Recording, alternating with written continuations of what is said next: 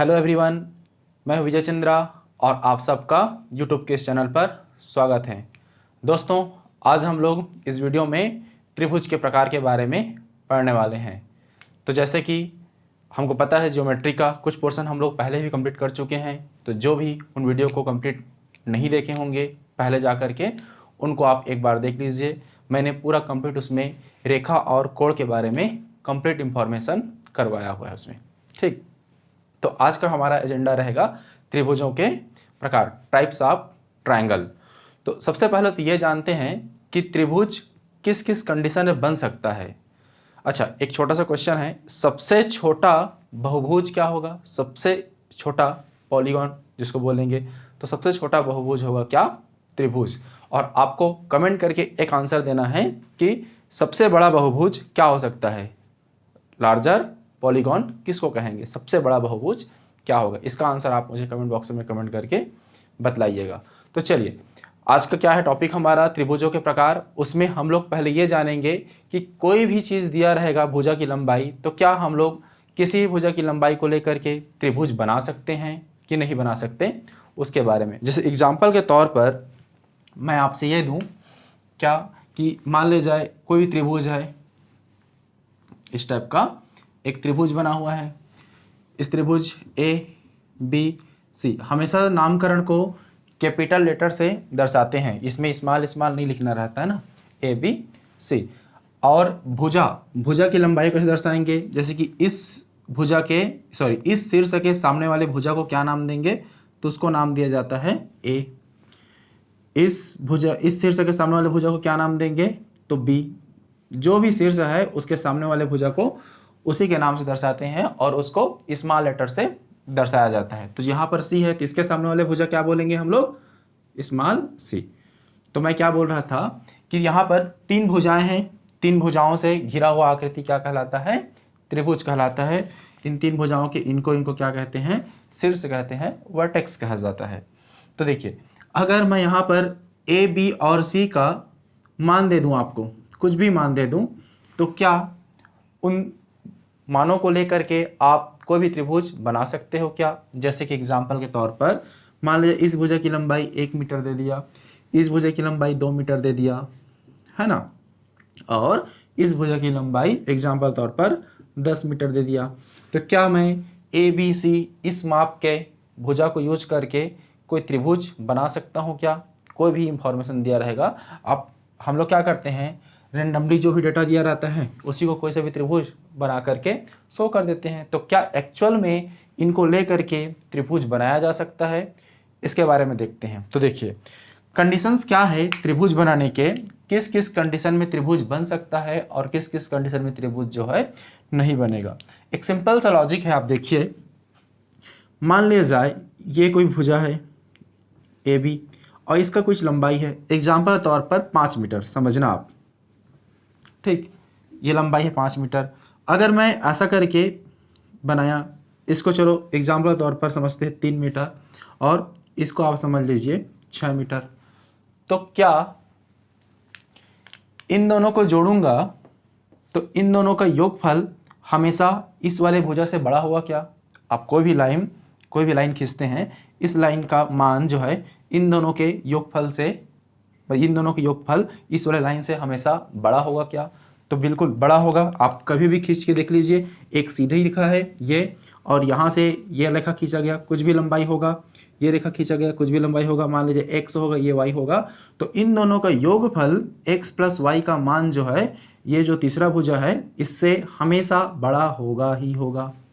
ठीक है, तो यही हमारे त्रिभुज बनाने के शर्त हैं। क्या कि कोई भी दो भुजा का योगफल तीसरी भुजा के मान से बड़ा होता है। तो अगर ऐसा होगा तब जाकर के यह त्रिभुज बनता है। इसी का दूसरा उल्टा ऐसा भी होता है, ये योग के संदर्भ में ऐसा कंडीशंस है, और अंतर के संदर्भ में क्या कंडीशन रहेगा? अगर इसी कंडीशंस को हम लोग दर्शाएंगे तो डिफरेंस के पॉइंट ऑफ व्यू से, तो इन दोनों का अंतर जैसे कि x माइनस वाई, इन दोनों का अंतर हमेशा इस तीसरे वाले भुजा से क्या होना चाहिए? छोटा होना चाहिए, तब जो है त्रिभुज बनेगा। तो दो तरीके से हम लोग कंडीशन को बोल सकते हैं कि इन दोनों का योगफल का मान हमेशा इस तीसरी भुजा से बड़ा होगा, ये पहला कंडीशन है। और दूसरा कंडीशन, इन दोनों का अंतर तीसरी भुजा से क्या होगा, छोटा होगा। तो इन दोनों का अंतर जो तीसरी भुजा है उससे छोटा होगा। तो ये दो कंडीशंस हैं जिसके थ्रू हम लोग पता कर सकते हैं कि यदि सिर्फ हमको भुजाएं दिया रहे तो त्रिभुज बना सकते हैं कि नहीं बनाया जा सकता। अगर मैं इन दोनों कंडीशंस को मर्ज कर दूं, एक में अगर लिखना चाहूं तो मैं कैसे लिखूंगा, इन दोनों को अगर मर्ज करके एक साथ लिखना चाहें तो देखिए, दोनों में कॉमन तो जेड है, ठीक। इससे बड़ा क्या है, ये दोनों बड़े हैं, इनके योगफल, तो ऐसा है x प्लस वाई। और देखा जाए तो यहाँ पर z बड़ा है और इससे छोटा क्या है, x माइनस वाई। तो z बड़ा है, इससे छोटा कौन है, x माइनस वाई। तो कोई भी त्रिभुज बनाने के लिए ये प्रॉपर कंडीशन है ना। तो ये आपका कॉन्सेप्ट है कि कोई भी त्रिभुज कब बनेगा उसके बारे में कैसे पता कर सकते हैं, अगर सिर्फ भुजाओं की लंबाइयाँ गिवन हो तो, ठीक है। तो ये आपका कोई भी भुजा हो सकता है, जरूरी नहीं कि बड़ा बड़ा भुजा को ही लेंगे कि छोटे छोटे को लेंगे, आप कोई से भी भुजा को लेकर के वहाँ पर चेक कर सकते हो कि बनता है कि नहीं बनता। तो जैसे कि यहाँ पर एक मैं छोटा सा एग्जाम्पल लिया हूँ, क्या इन भुजाओं की लंबाइयों को लेकर के हम त्रिभुज बना सकते हैं क्या। तो देखो, इसमें आप कुछ भी ले लीजिए, कोई भी दो भुजा को जोड़ दीजिए। अगर इन दो भुजाओं को मैं जोड़ता हूँ, इन दो भुजाओं को यदि जोड़ता हूँ तो इनका मान इससे बड़ा होना चाहिए। तो हो रहा है क्या, देखो तो यहाँ पर 1 धन 2, इनको जोड़ दिए तो क्या, कितना आ गया जी, 3 आ गया। क्या 3 बड़ा है क्या, 10 से बड़ा है क्या 3, तो 3 10 से बड़ा नहीं है। तो नहीं है, इसलिए इन भुजाओं की लंबाइयों को लेकर के हम त्रिभुज नहीं बना सकते। अब किसी किसी के दिमाग में आ रहा होगा, सर आप इन्हीं दोनों को क्यों जोड़े, इन दोनों को जोड़ दो। तो जोड़ते हैं, देखो 10 और 2 कितना हो गया, 10 और 2 को जोड़ दो, इसका मान तीसरी भुजा कितना है, 1, तो 1 से बड़ा है। तो 10 और 2 कितना हो गया, 12, 12 जो है 1 से बड़ा है। तो कंडीशन तो सर सेटिस्फाई हो गया। तो यार यहाँ पर तो कंडीशन सेटिस्फाई हो गया, 10 और 2 12, 12 का मान नो डाउट 1 से तो बड़ा है ही है।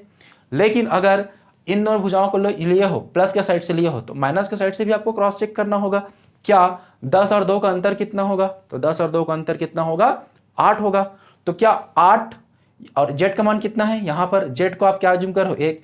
तो क्या अगर मैं अंतर के बारे में बात करूं तो z की जगह में तो 1 है, और इन दोनों का अंतर मतलब इन दोनों का अंतर कितना होगा 8।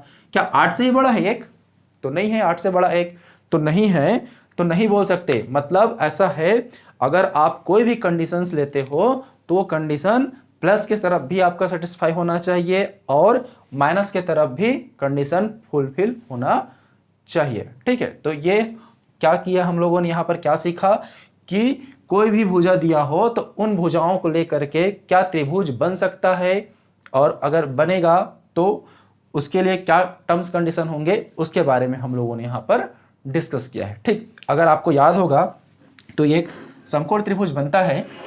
समकोण त्रिभुज क्या है, ट्रिपलेट देखिए आप, एक रहता है 3 4 5, आपको आइडिया होगा तो ठीक, नहीं है तो मैं बाद में आपको करवा दूंगा।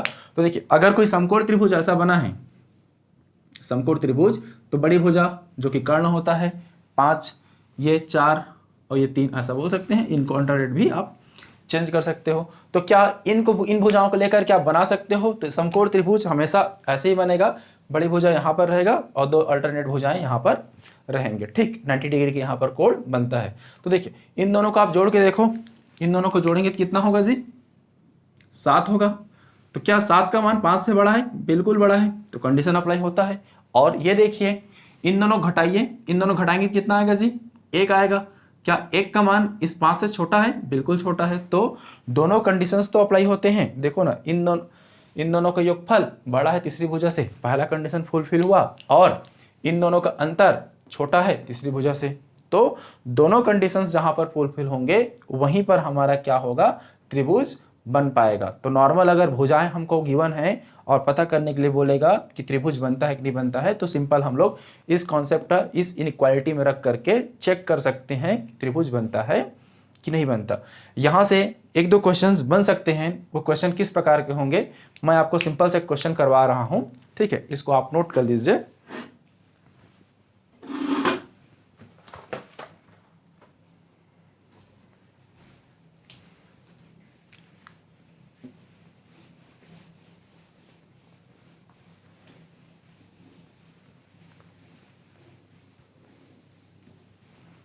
देखिए एक छोटा सा क्वेश्चन है, एक क्वेश्चन मैं डिस्प्ले भी कर दूंगा यहाँ पर। देखिए क्या दिया है इसमें, यदि एक त्रिभुज की दो भुजाएं 7 सेंटीमीटर और 5 सेंटीमीटर हैं तो तीसरी भुजा का न्यूनतम संभावित मान क्या होगा। हमको क्या क्या गिवन है कि एक भुजा का मान दिया है 7 सेंटीमीटर और दूसरे भुजा का मान दिया है कितना, 5 सेंटीमीटर, और पूछ लिया गया है कि जो तीसरा भुजा है उस तीसरे भुजा का मान कितना होगा। सबसे छोटा मान, न्यूनतम संभावित मान पूछा है, मतलब सबसे छोटा आप क्या रखो कि इन दो भुजाओं को लेकर के त्रिभुज बन पाए, मतलब इस टाइप का है ना। जैसे कि कोई भी ट्रायंगल आप बना रहे हो तो एक भुजा की लंबाई है 7, एक भुजा की लंबाई 5, तो इसका मान क्या होगा, तो रख सकते हो। ऑप्शन भी आप देख पा रहे हो, देख लीजिए। तो देखो हमको पता है त्रिभुज कब बनता है कि इन दोनों का योगफल का मान क्या होना चाहिए, जो भी तीसरी नंबर की भुजा है उससे बड़ा होना चाहिए, मतलब 7 धन 5 इससे, सॉरी इन दोनों का योगफल क्या होना चाहिए, बड़ा होना चाहिए तीसरे नंबर की भुजा से, और इन दोनों का अंतर छोटा होना चाहिए किससे, तीसरे भुजा से। तो इन दोनों का अंतर सी से छोटा होना चाहिए, तो इससे छोटा होगा, क्या होगा 7 माइनस 5 से। तो देखिए यहाँ पर इसका मान कितना आ जाएगा 12, यहाँ पर कितना मान आ जाएगा, यहाँ पर आ जाएगा 2। तो आप ऐसा वैल्यू चॉइस कीजिए कि 2 से तो मान बड़ा होगा सी का, लेकिन 12 से मान क्या होना चाहिए, छोटा होना चाहिए, है ना। 2 से बड़ा होना चाहिए लेकिन 12 से छोटा होना चाहिए। तो न्यूनतम मान पूछा है, न्यूनतम मतलब हमको सबसे छोटा वैल्यू, तो क्या बोलेंगे 2 से अगला मान क्या होगा, तो 3 होगा, है ना। तो 3 हो सकता है, 4 हो सकता है, 5, 6, 7, 8, 9, 10 और 11, इतने वैल्यू हो सकते हैं। लेकिन इनमें सबसे छोटा मान क्या है, सबसे न्यूनतम मान पूछा है हमसे, तो सबसे न्यूनतम मान हम लोग क्या बोलेंगे, इसको बोलेंगे 3 को बोलेंगे। तो सबसे न्यूनतम मान क्या होगा, 3 होगा। ओके, इसका मान क्या होगा, 3 होगा। ठीक है, चलिए अब इसमें इसी क्वेश्चन में एक क्वेश्चन और बनता है, उसको भी देख लीजिए। क्वेश्चन क्या है, सेम डेटा है लेकिन इसका पूछने का तरीका क्या रहेगा, क्वेश्चन का मान ना। देखिए क्वेश्चन चेंज हो चुका है। देखो इसमें क्या पूछा है क्वेश्चन में कि अभी भी भुजा, एक भुजा की लंबाई का मान दिया है 7 सेंटीमीटर, एक भुजा की लंबाई का मान दिया है 5 सेंटीमीटर। अब हमसे ये पूछा है कि ऐसे तीसरी भुजा जो है, इस तीसरी भुजा के कितने मान पॉसिबल हैं जिनसे त्रिभुज बन सकता है। मतलब आप सिंपल है कि इस सी का आप मान क्या क्या रख सकते हो। तो सी का मान हम लोग कंडीशंस में अगर देखेंगे तो सी का मान 2 से बड़ा और 12 से छोटा रख सकते हैं। तो 2 से बड़ा और 12 से छोटा यही मान है। तो कितने मान पॉसिबल हैं, 1 2 3 4 5 6 7 8 9। तो क्या बोलोगे, इस प्रश्न का सवाल का जवाब क्या होगा, 9 मान पॉसिबल हैं, अर्थात आप 9 प्रकार के त्रिभुज बना सकते हो इन दो भुजाओं को यूज करके। अब किसी किसी के दिमाग में ये आ रहा होगा, सर यहाँ पर डायरेक्ट आप 3 क्यों लिए हो, आप 3.5 भी ले सकते हो, 3.2 भी ले सकते हो, 4.5 भी ले सकते हो। तो यहाँ पर एक शब्द यूज किया है पूर्णांक मान, और हमेशा आपको आंसर उसी के अंदर देना होगा। तो पूर्णांक मतलब जिसमें डेसिमल फ्रैक्शन ना हो, ठीक है, डेसिमल ना हो या फिर फ्रैक्शन ना हो, नहीं तो फिर तो यहाँ पर तो फिर बहुत सारे मान मिलेंगे आपको, तो फिर इन्फिनाइट वैल्यू मिल जाएगा। 3.1 रखो, 3.12 रखो, 3.13 रखो, तो नंबर ऑफ वैल्यूज बहुत ज़्यादा हो जाएंगे। तो उसके बारे में नहीं बोला है, हमको सिर्फ पूर्णांक मान बताना है जिसमें दशमलव वगैरह ना हो। तो 2 क्वेश्चन बनते हैं इस टाइप से कि इनका लेकर के सबसे छोटा मान क्या होगा, तो स्मॉलेस्ट वैल्यू आप क्या बोलोगे, 3 को बताओगे। और दूसरा चीज़ कितने मान पॉसिबल है, मतलब कितने त्रिभुज बनाए जा सकते हैं। तो इन दोनों के बीच में जितने भी मान आएंगे उतने आप त्रिभुज यहाँ पर बना सकते हैं। ठीक, तो इतने त्रिभुज यहाँ पर क्या होगा, आप ड्रॉ कर सकते हो। ठीक है, तो 9 त्रिभुज बना सकते हैं। तो ये सिंपल कंडीशन है।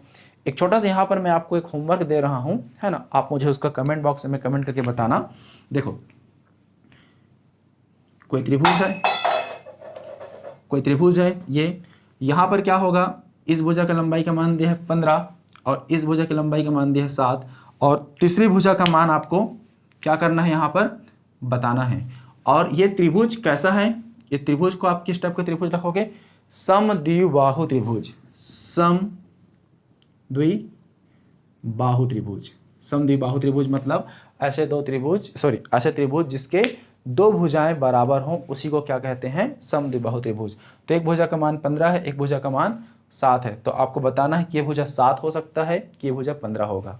दोनों में से एक वैल्यू आपको चॉइस करना है, ठीक है। इतना आप इसको कैलकुलेट कर लीजिए। अब मैं आता हूं त्रिभुज के प्रकार पर, टाइप्स ऑफ ट्रायंगल पर, ठीक है। तो देखिए त्रिभुजों को कितने प्रकार से बांटे हैं। हम लोग अपनी सुविधाओं के अनुसार त्रिभुज को दो भागों में बांटते हैं, त्रिभुज को दो भागों में बांटते हैं। पहला बांटेंगे कोण के हिसाब से, कोणों के अनुसार विभाजन, कोणों के अनुसार कितने प्रकार के होंगे। और दूसरा क्या होगा, भुजाओं के अनुसार विभाजन, ठीक है। एक तो भुजाओं के हिसाब से बांटते हैं, एक तो कोण के हिसाब से बांटते हैं। जैसे कि कोण का मान दिया रहेगा तो बताना रहेगा कि कौन सा त्रिभुज हो सकता है, और भुजा का मान दिया रहेगा तो भी बताना होगा कि कौन सा त्रिभुज हो सकता है। तो देखो कोण के हिसाब से क्या होगा, मैं आपको स्टार्टिंग में टच कर चुका था, है ना। एक बार रिवीजन कर लेते हैं हम लोग। कोण के हिसाब से हमको पता है, तो पहला है न्यून कोण, न्यून कोण त्रिभुज।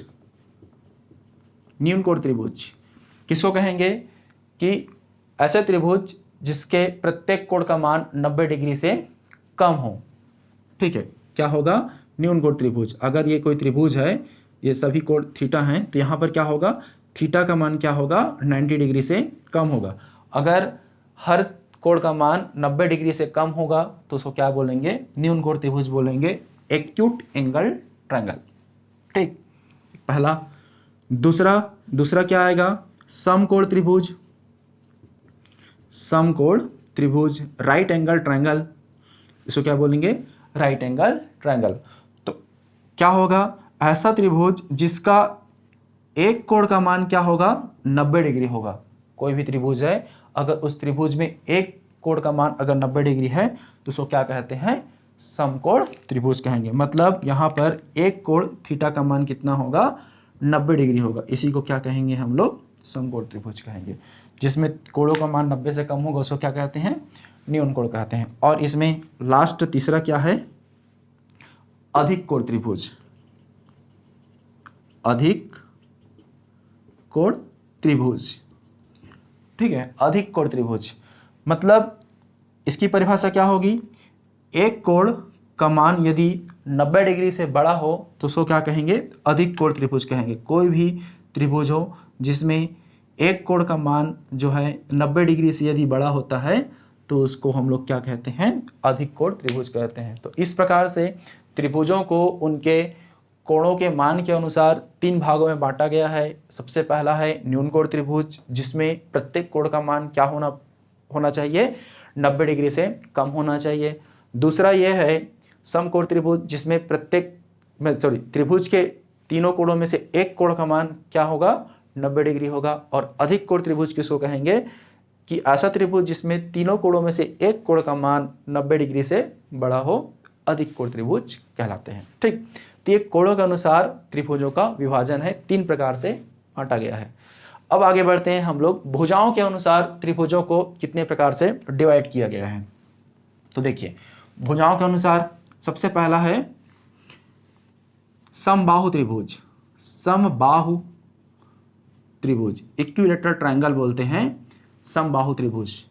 तो इसका परिभाषा क्या है, ऐसा त्रिभुज जिसके प्रत्येक भुजा की लंबाई बराबर हो उसको क्या कहेंगे, समबाहु त्रिभुज कहते हैं। जैसे कि यह कोई त्रिभुज है, इस त्रिभुज के तीन भुजाएं हैं, ए बी और सी, ठीक है। ये कोई त्रिभुज है ए बी सी, इसमें इसके तीन भुजाएं हैं। अगर इन तीनों भुजाओं की लंबाइयां आपस में बराबर हों तो क्या कहेंगे, अगर प्रत्येक भुजा की लंबाई आपस में बराबर है तो उसी को क्या कहेंगे, समबाहु त्रिभुज कहते हैं। दूसरा प्रॉपर्टी यह है समबाहु त्रिभुज का कि इसमें प्रत्येक भुजा बराबर होता है और प्रत्येक कोण का मान क्या होता है, प्रत्येक कोण का मान आपस में बराबर होते हैं। और कितना होता है उनका मान, 60 डिग्री होता है। क्यों ऐसा होता है, देखो त्रिभुज के तीनों कोणों के योगफल कितना होता है, 180 डिग्री। अगर आप 180 डिग्री को 3 बराबर भागों में बांटोगे तो प्रत्येक भाग कितने कितने का आपको मिलेगा, तो प्रत्येक भाग कितने कितने का मिलेगा, 60 डिग्री का मिलेगा। तो यहाँ पर प्रत्येक कोण का मान कितना होगा, हर कोण का मान 60 डिग्री होता है और प्रत्येक भुजा की लंबाई क्या होता है, बराबर होता है। ठीक, उसी को क्या कहते हैं हम लोग यहाँ पर समबाहु त्रिभुज कहते हैं। दूसरा है इसमें विषम बाहु त्रिभुज, स्केलेन ट्रायंगल बोलेंगे इसको, विषम बाहु त्रिभुज। इसका परिभाषा होगा कि एक ऐसा त्रिभुज जिसमें प्रत्येक भुजा की लंबाई असमान हो, कोई भी भुजा, दो भुजाएं भी बराबर नहीं होना चाहिए। जैसे एग्जांपल के तौर पर अगर यह कोई विषम बाहु त्रिभुज है तो अगर इनकी भुजाओं के बारे में बात करें, इस भुजा को B, इस भुजा को A, इस भुजा को C, तो यहाँ पर ये तीनों भुजाएं जो हैं, इन तीनों भुजाओं का मान क्या होगा, आपस में बराबर बिल्कुल भी नहीं होगा। मतलब A, B और C की लंबाइयाँ जो है अलग अलग होंगी। जैसे एक भुजा की लंबाई 3 हो गया, एक भुजा की लंबाई 5 हो सकता है, एक भुजा की लंबाई 7 हो सकता है, तीनों का मान जो है अलग अलग होगा। उसी को हम लोग क्या कहेंगे, विषम बाहु त्रिभुज, स्केलेन ट्रायंगल कहते हैं। ठीक है, चलिए आगे बढ़ते हैं। इसमें समबाहु हो गया, विषम बाहु हो गया। अगला है इसमें समद्विबाहु त्रिभुज, समद्विबाहु त्रिभुज। नाम से स्पष्ट है, द्विबाहु मतलब दो भुजा, अर्थात ऐसा त्रिभुज जिसके दो भुजा आपस में बराबर हो, उसी को क्या कहते हैं, समद्विबाहु त्रिभुज कहते हैं, आइसोस्केल्स ट्रायंगल। ठीक, तो जैसे कि मान लिया जाए ये कोई भुजा है, ये त्रिभुज है और इस त्रिभुज की भुजाएं हैं इस टाइप से, है ना। तो अगर मान लिया जाए A बराबर B बराबर C, तो अगर दो भुजा बराबर हैं लेकिन तीसरी भुजा के बराबर नहीं है, उसी को क्या कहते हैं हम लोग यहाँ पर, समद्विबाहु त्रिभुज कहते हैं। ये एग्जाम के पॉइंट ऑफ व्यू से बहुत इंपॉर्टेंट है। इसमें एक प्रॉपर्टी और होता है, जैसे कि यहाँ पर मैंने किन भुजाओं को आपस में बराबर दिखाया है, तो भुजा A और भुजा B जो है आपस में बराबर हैं। यहाँ पर A बराबर B और ये दोनों के बराबर C के बराबर नहीं है, तो ये दोनों भुजाएं, मतलब ये भुजा और ये भुजा क्या हैं, लंबाई में बराबर हैं। तो इसमें याद रखिए आप लोग, इस पॉइंट को आप लोग लिख लीजिएगा कि समद्विबाहु त्रिभुज में समान भुजा के सामने के कोण हमेशा बराबर रहते हैं। क्या बोला कि समद्विबाहु त्रिभुज में इन दोनों भुजाओं के सामने के कोण कौन कौन से होंगे, तो इन भुजाओं के सामने के कोण ये वाला कोण होगा और ये वाला कोण होगा। तो यहाँ पर ये दोनों कोण का मान क्या होगा, आपस में बराबर होगा। मतलब यहाँ पर क्या होगा, कोण A बराबर कोण B होगा, लेकिन इनका मान कोण C के बराबर जो है नहीं होगा। उसी को क्या कहेंगे हम लोग, समद्विबाहु त्रिभुज कहेंगे। तो ये इंपॉर्टेंट प्रॉपर्टी है। इसके बेसिस पे एक बहुत ही अच्छा क्वेश्चन आया था, हाई कोर्ट में हमारे व्यापम द्वारा लिया गया था। मैं नेक्स्ट क्लास में करवाऊंगा इसके बेसिस पे, कॉन्सेप्ट के बेसिस पे आपको क्वेश्चन। तो क्या होगा, दो भुजाएं बराबर होना चाहिए और दो कोण भी बराबर होगा, तभी वो क्या होगा, समद्विबाहु त्रिभुज कहलाएगा। ठीक, चलिए इसमें अगला है चौथा, क्या बोलेंगे, समद्विबाहु समकोण त्रिभुज, समद्विबाहु समकोण त्रिभुज। तो ये कोई स्पेशल टाइप नहीं है, यही 3 टाइप हैं एक्चुअल में, लेकिन मैं मर्ज कर रहा हूं। देखो, समद्विबाहु समकोण त्रिभुज में तो समकोण नाम से आप परिचित हो चुके हो, मतलब समकोण जहां पर भी आएगा वहां पर क्या होगा, एक कोण का मान 90 डिग्री होना चाहिए। और दूसरा चीज, समद्विबाहु बोला है तो समद्विबाहु बोला है अर्थात दो भुजा बराबर भी होंगे। तो इसका मतलब ये है कि एक कोण का मान 90 होगा और दो भुजाओं की मान क्या होगा, वहां पर बराबर होगा। तो इस टाइप से बात करते हैं। ये ऐसा, अगर यहां पर ये 90 डिग्री बन रहा है, 90 डिग्री बन रहा है, तो दो भुजाएं यहां पर क्या होंगी, बराबर होंगी। कौन कौन से भुजाएं बराबर हो सकती हैं, ये BC भुजा बराबर होगा और AB भुजा बराबर होगा। कभी भी एक कर्ण बराबर नहीं होगा, याद रखिएगा। ठीक, तो इसी को क्या कहेंगे, समद्विबाहु समकोण त्रिभुज। अब इसमें अगर और जाएंगे डीप, इसके बारे में सोचते हैं, तो देखिए ये वाले कोण और ये वाले कोण का मान बराबर होगा आपस में। तो देखिए त्रिभुज के तीनों कोणों का योगफल कितना होता है, 180 डिग्री। उसमें से एक कोण का मान तो 90 हो चुका है ऑलरेडी, अब बचा कितना, 90। अब उस 90 को भी 2 समान बराबर भागों में बांटेंगे तो ये कोण का मान कितना हो जाएगा, तो ये 45 डिग्री और ये वाला कोण कितना हो जाएगा, 45 डिग्री हो जाएगा। तो ये इस टाइप से समद्विबाहु समकोण त्रिभुज इसको बोलेंगे। ठीक है जी। तो कोणों के अनुसार 3 भागों में बांटा गया है और भुजाओं के अनुसार 2 भागों में बांटा गया है। ठीक, अब मेरा सवाल यह है यहाँ पर आपसे कि अगर मैं सिर्फ भुजा दूं, आपको भुजाओं का मान दूं और आपसे पूछूं कि वह त्रिभुज अधिक कोण त्रिभुज है कि न्यून कोण त्रिभुज है, तब कैसे करोगे। देखो, अगर कोण का मान दिया हमको, मतलब अगर एक कोण का मान 30 डिग्री दे दिया, एक कोण का मान 50 डिग्री दे दिया और एक कोण का मान कुछ और जो भी रहेगा 30 50, एक कोण का मान कितना देना पड़ेगा, 100 डिग्री रहेगा। तो अगर डिग्री में मान दिया है तो आप बता सकते हो अधिक कोण है कि न्यून कोण है कि सम कोण है ना भाई, यहाँ से। लेकिन अगर मैं भुजाओं की लंबाइयों के बारे में दिया हूँ, मान लिया जाए एक भुजा का मान दिया है 5 सेंटीमीटर, एक भुजा का मान दिया है 6 सेंटीमीटर और एक भुजा का मान दिया है 7 सेंटीमीटर, तब आप कैसे डिसाइड करोगे कि इन भुजाओं को लेकर के जो त्रिभुज बनेगा वह त्रिभुज न्यून कोण त्रिभुज बनेगा कि अधिक कोण त्रिभुज बनेगा कि समकोण त्रिभुज बनेगा। तो दोनों में क्या है, आपस में रिलेशन है। मतलब मैं अगले इसमें क्या बताने वाला हूँ, अगला हमारा क्या रहेगा, इन दोनों को मर्ज कैसे करेंगे। मतलब भुजा का मान दिया है तो यहाँ पर हम लोग उसको कैसे आइडेंटिफाई करेंगे कि कौन सा ट्रायंगल बन पाएगा। इतना आप इसको स्क्रीनशॉट ले लीजिए।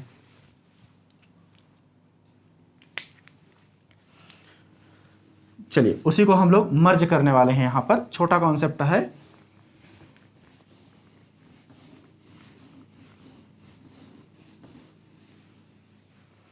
देखिए, हम सबको थोड़ा सा आइडिया है समकोण त्रिभुज के बारे में, उसी को बीच में रख रहा हूं मैं, फिर उसके बाद मर्ज करके आपको बताता हूं।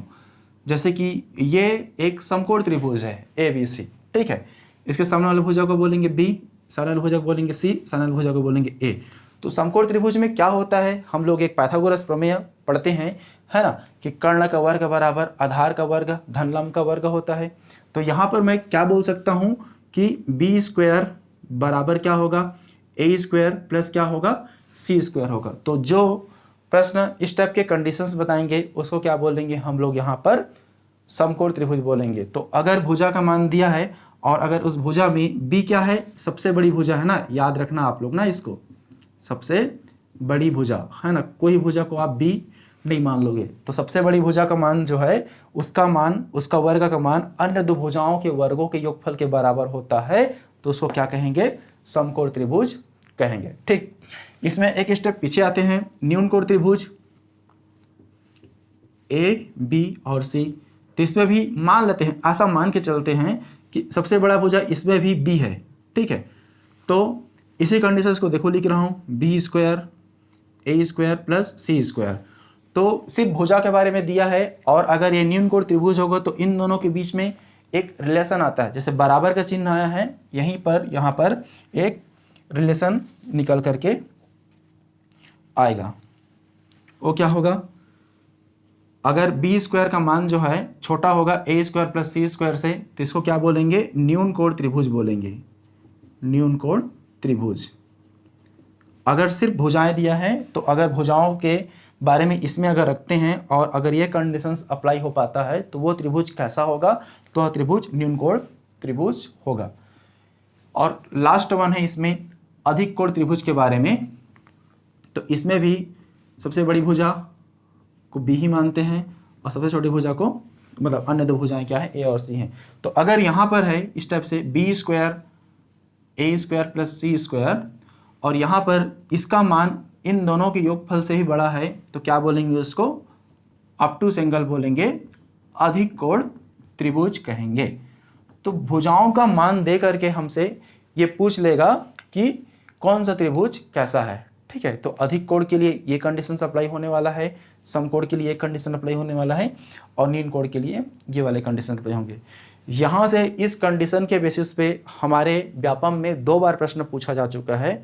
अगर किसी को डाउट होगा कि सर ये कंडीशंस कैसे आते हैं, ठीक है, तो इसके बारे में मैं आपको डिराइव करके बता दूंगा डेरिवेशन। लेकिन हमारे स्टेट के एग्ज़ाम के पॉइंट ऑफ व्यू से आपको इसके डेरिवेशन के बारे में नहीं जानना है। अगर आप एसएससी की तैयारी कर रहे होगे तो ये ज़रूर जानना चाहिए आपको कि ये वाला पॉइंट कहाँ से आया है, किस चीज़ से आप इसको उठा करके लिख दिए हो करके, ठीक है। तो एक क्वेश्चन जो बीच में पूछा था मैं, उसका आप लोग मुझे आंसर दीजिएगा। यहाँ पर इसको आप अच्छे से कवर कर लीजिएगा। इसमें हम लोग नेक्स्ट वीडियो में इसी से मैं जस्ट आगे चलूँगा, है ना। अगर आपको वीडियो अच्छा लग रहा होगा तो दोस्तों के साथ बिल्कुल उसको शेयर कीजिए। तब तक के लिए थैंक यू।